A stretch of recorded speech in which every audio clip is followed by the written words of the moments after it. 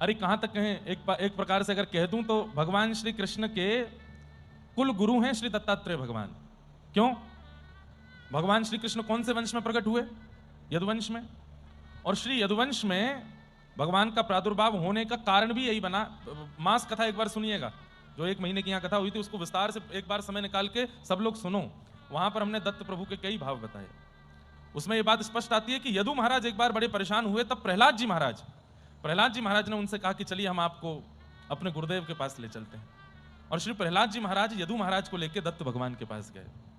भागवत जी में तो वर्णन है, कावेरी जी के तट पर गए, एक पर्वत के ऊपर विराजमान थे, भस्म लगी है, रेत अपने ऊपर डाल रखी थी, दिगंबर मतलब जो वस्त्र नहीं पहनते, आकाश ही जिनके वस्त्र हैं वो दिगंबर। ऐसे अवधूत श्री दत्तात्रेय भगवान से यदु महाराज का मिलन हुआ।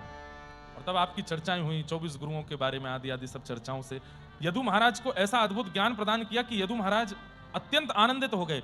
और जिस समय यदु महाराज श्री दत्तात्रेय भगवान से प्रवचन सुन रहे थे, उसी समय भगवान ने निश्चय कर लिया कि ऐसे पावन सत्संग को श्रवण करने वाले यदु महाराज कितने पवित्र हो जाएंगे, इनका वंश कितना पवित्र हो जाएगा। अब मैं द्वापर युग का अवतार इन्हीं के वंश में लूंगा।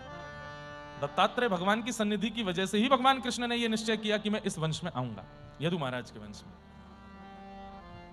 तो ऐसे हमारे दत्तात्रेय प्रभु